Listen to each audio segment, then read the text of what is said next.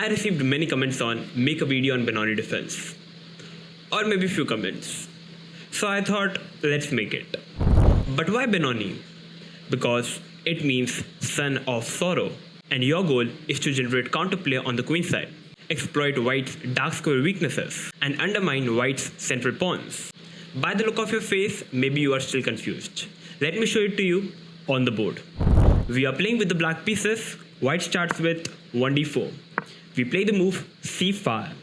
White is having three options. Main move is to push the pawn. Other two options is to capture the pawn or play something else. First, let's look at simply capturing of the pawn. We push the pawn, attacking the pawn on c5 with the bishop. If white goes for protecting the pawn with b4, we play the move a5, attacking the b4 pawn. White is having many ways. If white starts with playing the move c3, protecting the pawn, we simply capture the pawn, c cross b3, and simply queen f6. And guess what? White is losing the rook. Going back, if white plays the move a3, protecting the pawn once again, we capture the pawn. White cannot capture the pawn because white loses the rook. Going back, if white goes for playing the move b cross a5, capturing another pawn, we will simply capture the pawn back, giving a check. White defends it, we capture another pawn.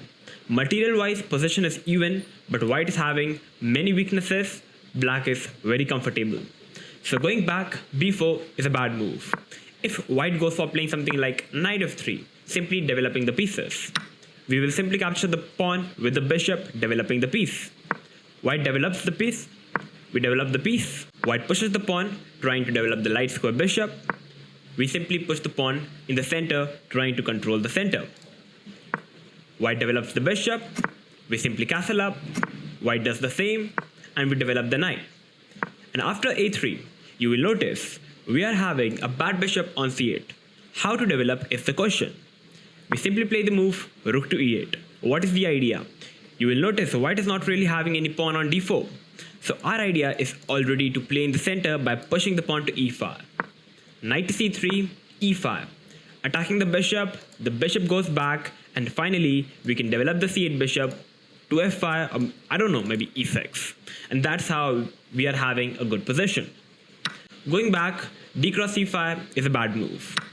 At the place of d cross c5, if white goes for playing something like c4, just allowing black to capture the pawn. White captures it back, we develop the knight, attacking the queen. The queen goes back, we develop the other knight. Knight to c3, and now you will notice white is not really having a pawn on d4. So this diagonal is a weak. So we play g6. Idea is to simply put the bishop on g7, because there is no pawn on d4, which makes this bishop on g7 a monster bishop. White develops the bishop, we castle up. White pushes the pawn, we develop the queen to a5, which is a typical idea in this position. What is the idea?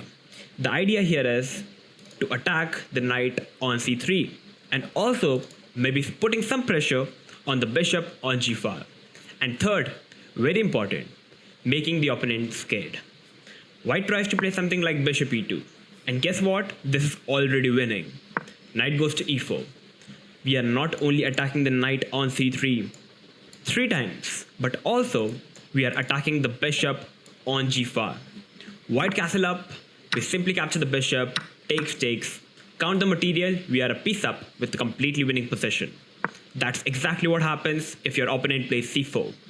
So coming to the main move, white pushes the pawn in the center, d5, grabbing more space in the center. We play the move e6. After e6, white is once again having many moves, starting with d cross e6, simply capturing the pawn. We capture with the f pawn. And now, white plays e4.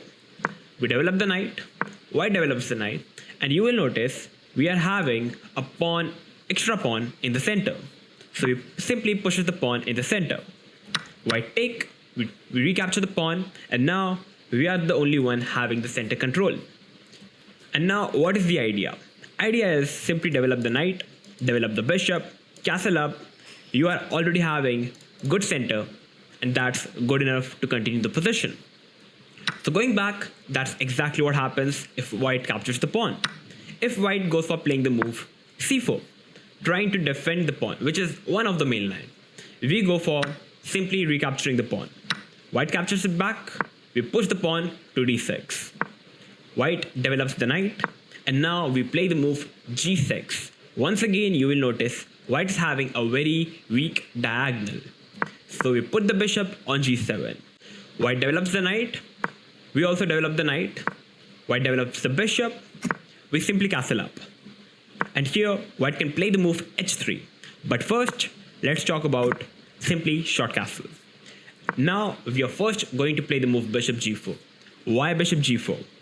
So in this position, you will notice e5 square is a weak square for white, and it is the best square for black pieces. We want to put our knight on e5.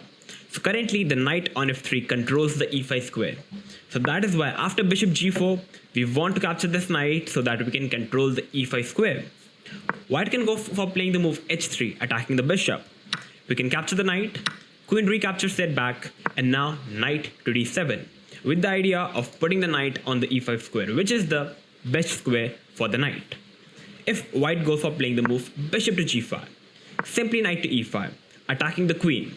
Queen goes back, and now we can simply capture the bishop because bishop was defending the pawn on e4. And now in this position, we can simply play the move rook e8, having a full control of the e5 square, and also at the same time attacking the pawn on e4, which is the weak pawn in this particular opening. So going back, that's exactly what happens if white plays bishop g5. If white plays the move bishop f4, covering the e5 square and also attacking the d6 pawn, we develop the queen to e7, with the idea of once again putting the knight on e5. a3, knight e5, and if black captures the knight, we recapture it with the queen.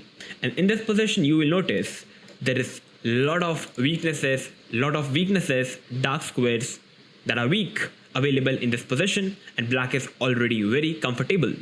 That's exactly what happens if white short castle. Going back, if white plays the move h3, controlling the g4 square, not allowing the bishop to go on g4, we are going to play the move rook e8, simply once again putting some pressure, controlling the e5 square. White castle up, and we play the move a6, which is a typical idea in such opening. The idea is to play the move b5, grabbing more space on the queen side. White tries to stop it, and now we play the move knight to d7, once again with the same idea of playing the move knight to e5. White plays the move rook e1, and now we play the move knight to e5. For example, if white simply trades off the knight, we recapture with the rook, and now white plays the move f4, which is the usual idea for white to continue the position. We simply come back with the rook. And now, for example, if white simply continues the position with bishop to d2, now we are simply going to play the move rook to b8. The idea in this opening is to generally expand on the queen side. So with rook b8, our idea is to play the move rook b5. White simply plays king h1, trying to move the king from this particular weak diagonal. And now finally, b5, allowing the opponent to capture the pawn. And now in this position, we are basically giving the b5 pawn as a bait, which is a typical idea in this opening. White captures the pawn, and now comes the move knight cross e4. We capture the weak e4 pawn. White recaptures it, we recapture it. And now you see the bishop is currently defending the knight. So after bishop cross e4, we capture the knight. And this position is even position, equalish position, but the bishop on g7 is a very strong bishop. So practically speaking, this is a very good position for black. Going back, that's exactly what happens if white plays the move c4. Now coming to the main move, which is e4, trying to defend the pawn with the e pawn. We capture it back, white captures it back, and now we once again play the move d6. c4, trying to protect the d4 pawn, d5 pawn.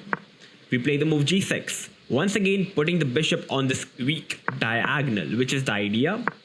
We develop the knight, white castle up, we castle up, and white plays the move h3, covering the g4 square. We play the move b5, which is once again a very typical idea in such opening. What is the idea? We allow the opponent to capture the pawn on b5, or else we are pretty eager to capture the c4 pawn, which removes the defender, and we can eventually start putting pressure on the d5 pawn. So white is not really having much option but to capture the pawn back. And now after c cross b5, we play the move bishop to b7. Not going for capturing the pawn on d5 because that's the blunder. Bishop to e4, which attacks the knight, attacks the rook, and guess what? The knight is attacked 2 times and that's winning for white. So at the place of capturing the pawn, we first play the move bishop b7, adding more pressure. White develops the knight, defending the pawn. And once again, we do not capture the pawn on d5. That's the blunder. Knight cross g5, bishop cross g5, and this time, bishop cross g6. After recapturing it back, you will see now the queen is free to capture the bishop, and it also attacks the rook. So we have to develop the knight, and white can simply capture the pawn. White is 2 pawns up with a better and a winning position. So to avoid it, if you really do not want to lose the game, you first play the move knight b to d7. What is the idea? Now basically we are going to play the move knight to b6 no matter what. Currently now the queen is also defending the rook, and eventually after knight b6 we are going to capture the pawn back. For example, if white plays the move bishop c4, defending the pawn with the bishop, knight and the queen, we are going to play the move knight to b6, attacking the bishop. The bishop goes back and now comes the move c4, which attacks the bishop once again. The bishop goes back and finally we are going to capture the pawn in the center. But the question is, with which knight? With the f knight or with the b knight? I would recommend to capture with the f knight because it opens up the g7 bishop as well, which puts pressure on this diagonal, and it's very hard to play with the white pieces. And guess what? Black is already better. Like white can go for capturing the knight, but we will simply capture it back and black is having a perfectly fine position. If white ever goes for playing the move bishop e4, trying to put pressure over here, we can simply play the move knight to c3, which attacks the queen and the bishop. White have to capture it back, and now simply bishop cross e4. Black is having the bishop pair, the c3 pawn is weak, black is good to go. That's exactly how you can play the Benoni defense. So I hope that this video was helpful. If it was, make sure to like, share and subscribe. And if you really want to master this particular opening, which is the Benoni defense, which means the Son of Sorrow, you need to watch games of top players to get a complete idea about this particular opening. So yeah, all the best for your future games, for your future chess. Thank you for watching. Bye bye.